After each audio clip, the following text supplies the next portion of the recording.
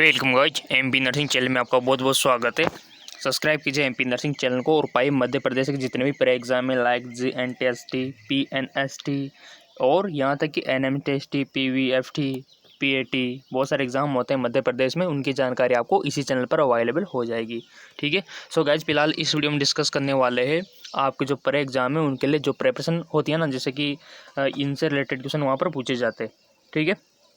मध्य प्रदेश से nursing counselling, इससे related question अक्सर पूछ ले जाते हैं, तो थोड़ा सा आपको नॉलेज लेना बहुत ज़रूरी है इनके बारे में कि एक्चुअल में ये है क्या चीज़। ठीक है। मध्य प्रदेश जो नर्सिंग काउंसलिंग है ये है क्या, इसके बारे में आपको पता हुआ होना चाहिए। ठीक है, ताकि आपके जो प्री एग्ज़ाम हो उसमें आप इजीली बता सको। ठीक है। तो जैसे कि आप देख पा रहे हैं, अभी यहाँ पर डिस्कस करेंगे। फॉर्म की बात कर रहे थे स्टूडेंट, तो देखो फॉर्म की टेंशन मत लो आप, फॉर्म तो आ जाएंगे, लेट ही आएंगे सारी जगह, ऑल इंडिया में लेट ही आएंगे भी। ठीक है, सितंबर तक आएंगे और आपका नीट का भी सितंबर में होगा, तो ये बाद की बात है, आप तो तैयारी जारी रखो। ठीक है, तो आपको प्रिपरेशन जारी रखनी है। ओके, तो चलते इसके बारे में नॉलेज ले लेते ताकि आपके इंट्रेंस एग्जाम हो GNTST, PNTST और NMTST का, तो आप बता सको। ठीक है, यहाँ से स्टार्ट करते हैं। तो ये एक्चुअल में है क्या और इससे रिलेटेड अगर क्वेश्चन आए तो आपको किस प्रकार से बताना है। ठीक है। मध्य प्रदेश नर्सेज रजिस्ट्रेशन काउंसलिंग की स्थापना वर्ष कब हुई थी? 1956। आप लिख भी सकते हो, कहीं पर नोट्स भी बना सकते हो। ठीक है, कब हुई थी?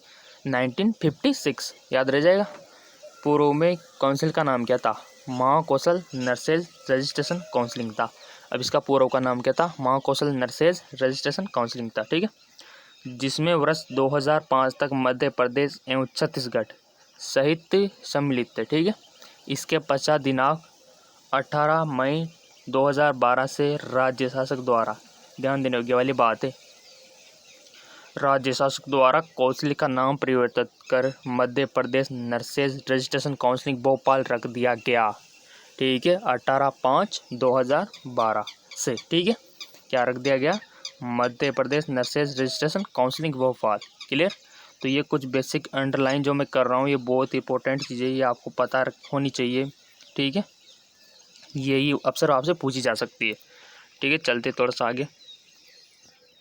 वर्तमान में मध्य प्रदेश उपचार्य पंजीकरण परिषद अधिनियम 1973 है। वर्ष 1956 से 1918 तक 56 शैक्षणिक संस्थाएं संचालित थी। Okay, clear? जिनमें से अधिकांश शासकीय स्कूल, कॉलेज ऑफ नर्सिंग तथा ANM प्रशिक्षण केंद्र थे। प्रदेश में नर्सिंग कॉलेज की संख्या में तीव्र गति से वृद्धि हो रही है। सही बात है, आपकी जो प्राइवेट कॉलेजेस है और गवर्नमेंट कॉलेजेस है, इसमें संख्या में वृद्धि हो रही है। ठीक है, वर्तमान में लगभग 450, जिसको आप 450 बोलते हो, ठीक है, की संख्या से अधिक नर्सिंग स्कूल, कॉलेज संचालित है। ठीक है, आपके मध्य प्रदेश।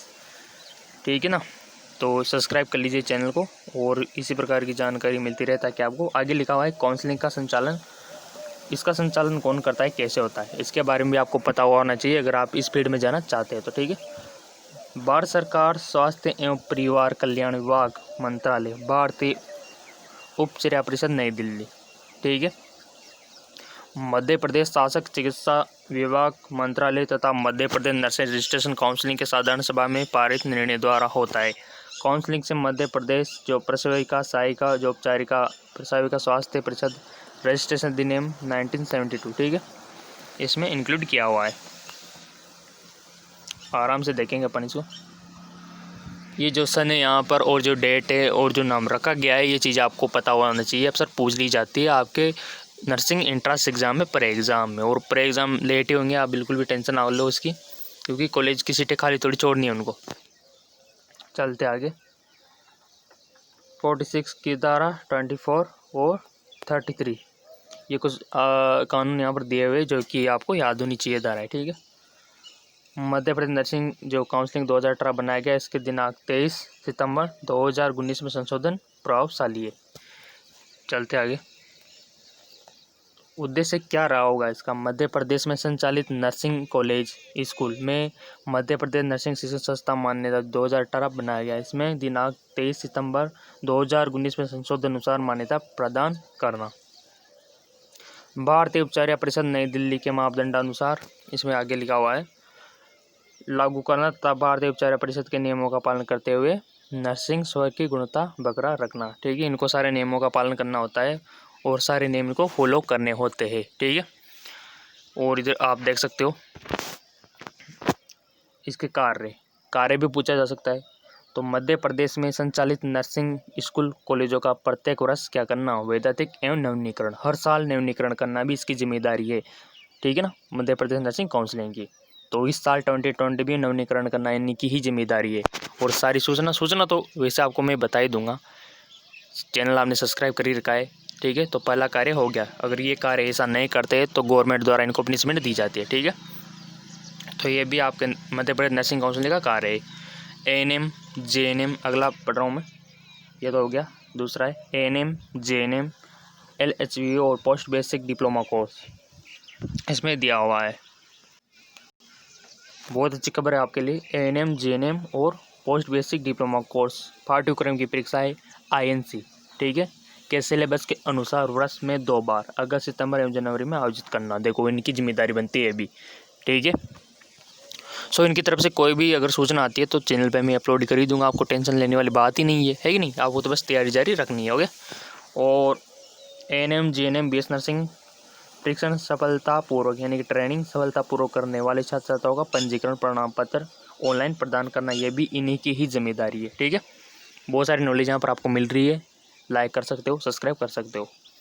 और आगे चलते हैं, अभी तो बहुत सारे कार्य है इसके। 4 नंबर पर आता है MSc nursing post basic nursing. ठीक है, और पोस्ट बेसिक डिप्लोमा जो होता है कोर्स परीक्षण सफलतापूर्वक पूर्ण करने के जो अतिरिक्त योग्यता का प्रमाण पत्र ऑनलाइन प्रदान करना, जो एक्स्ट्रा ऑर्डिनरी होता है ना, उसका भी सर्टिफिकेट यही प्रदान करती है मध्य प्रदेश नर्सिंग काउंसिलिंग। ठीक है, 5th नंबर पे आता है ANM JNM BS नर्सिंग प्रमाण पत्र का प्रतिफाई वर्ष 5 साल बाद नवीनीकरण करना।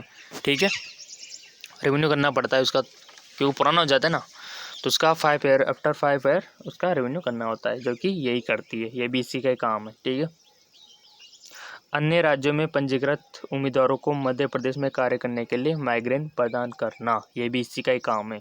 मध्य प्रदेश राज्य में पंजीकृत उम्मीदवारों को अन्य राज्य में कार्य करने हेतु NOC प्रदान करना, ये भी इसी का ही काम है। ठीक है, आगे लिखा हुआ है कि नवीन कॉलेजों को मान्यता प्रदान करना। ठीक है, इसका जो सर्टिफिकेट है ये भी कौन प्रदान करेगी, आपकी मध्य प्रदेश नर्सिंग काउंसिलिंग करेगी। ठीक है, जो नए कॉलेजेस बन रहे हैं उनको मान्यता देना, इसके द्वारा वेरिफिकेशन होना चाहिए। और आप जब BS नर्सिंग करके या फिर JNM करके ANM करके निकलते हो, उसका भी वेरिफिकेशन यही करती है। ठीक है, अगर इसका वेरिफिकेशन नहीं है तो आपकी डिग्री भी नहीं है मान्य। ठीक है, तो ये कंपलसरी है।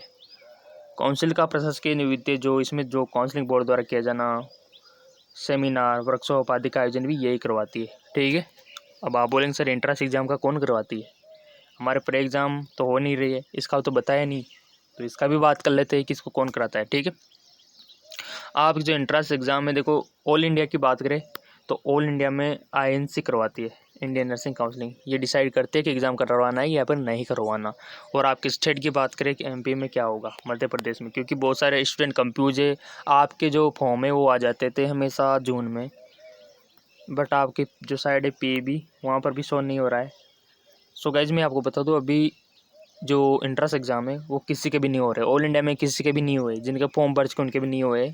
ठीक है, सो ऐसे में चांस है सितंबर में भरने के, तो आप तैयारी जारी रखो। ठीक है, सभी के सितंबर में बनने के चांस है जो उन्होंने बोला है INC ने, तो वही रूल सभी को फॉलो करना होगा। ठीक है, तो आप तो अपनी तैयारी जारी रखो ताकि कोई भी दिक्कत ना हो बाद में। ठीक है ना, और कोविड-19 के केस बहुत सारे बढ़ रहे हैं, तो इसमें आपका एग्ज़ाम नहीं हो सकते, अभी तो डिले होंगे। ठीक है, तो आप तैयारी जारी रखो, कोई भी समझ में नहीं आता तो पूछ सकते हो। ओके, और एडमिशन तो हो ही जाएगा आपका, उसकी कोई टेंशन ना लो आप। और रही बात तैयारी की, तो मैं करवा रहा हूँ तैयारी, और कुछ सही है चाहता तो हेल्प चाहिए तो बोल देना, है कि नहीं। ठीक है, तो ये मैंने आपको इसके बारे में बता दिया, और इन सबको याद कर लेना और स्क्रीनशॉट लेना चाहे तो इसका। ओके, और नेक्स्ट वीडियो किस विषय पर होना चाहिए कमेंट करके बता सकते हो।